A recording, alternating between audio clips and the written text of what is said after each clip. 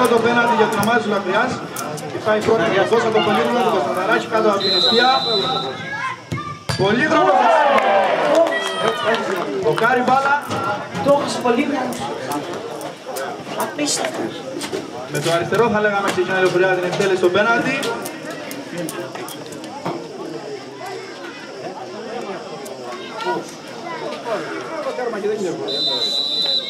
Ο Στεφανάκης για την Αμπαδιά δοκάρει. Μειώνει την φάση. Απλά την άλλη γωνία τέλεξε ο Στεφανάκης να εκτελέσει. Το 0-0 παραμένει. Το άγχος είναι μεγάλο. Πήγε είπε πέρα. Ο Τσικολιδάκης ο Στέλιος απέναντι από τον Κωνστανταράκη. Για να δούμε, θα μπει το πρώτο πέναντι. Και ναι, το πραγματοποιεί. Ο Τσικολιδάκης ο Στέλιος 1-0 για τη Λοχριά.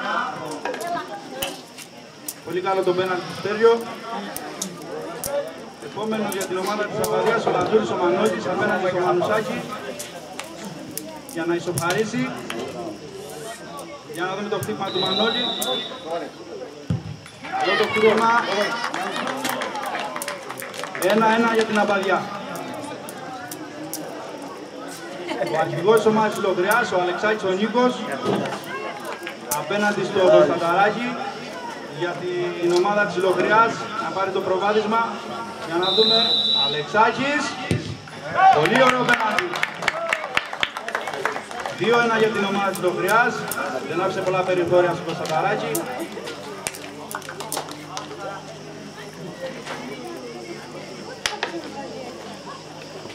Ο Χρήστος απέναντι από το Μανουσάκη για να ισοφαρίσει η ομάδα της Αμπαδιάς. Για να δούμε τον Χρήστο. Ωραίο ψωμένο πλασέ. 2-2. Δεν μπορεί κάτι να κάνει ο Μανουσάκης. Ισοπαλία. Και ο επόμενος, ο Χαριτάκης για την ομάδα της Λοχριάς. Για να της δώσει ξανά το προβάδισμα. Έχουμε δύο χαμένες εκτελέσεις από τις δύο ομάδες. Και δύο εύστοχες. Για να δούμε τώρα το Χαριτάκι. Καλό το πέναντι. 3-2 για την ομάδα της Λοχριάς.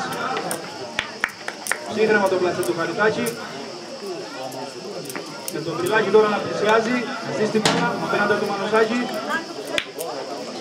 Η Αμπαδιά ψάχνει την ισοφάριση. 3-2 η Λοχριά.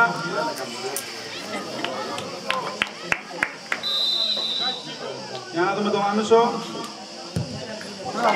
Γκολ για τον Μανούσο, γκολ για την Αμπαδιά. 3-3. Στα διαγωνία κορυφώνονται και στα πέναντι. Το πέμπτο πέναντι της Λοχριάς με τον Καρπουζάκη τον Γιάννη απέναντι στον Κωνστανταράκη. Ένα κρίσιμο πέναντι, το χρησιμότερο.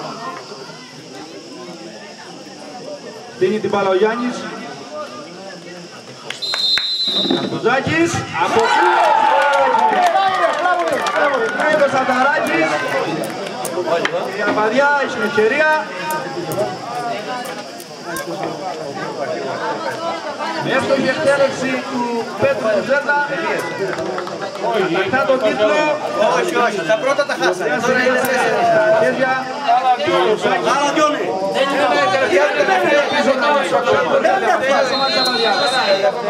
Η Αμετραφόρα θα πλασάρει. Η Αμπαδιά στην οριοθετή του τέταρτου αμαδιώτικου του Λάβου.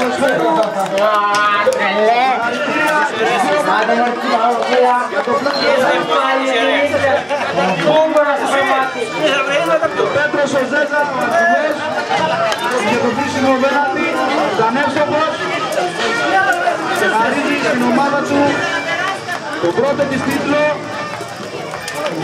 Με τη Λοχριά να μην καταφέρνει να κάνει δύο τα τρόπαια. Παρ' όλα αυτά, συγχαρητήρια για ομάδες, ήταν άξιες.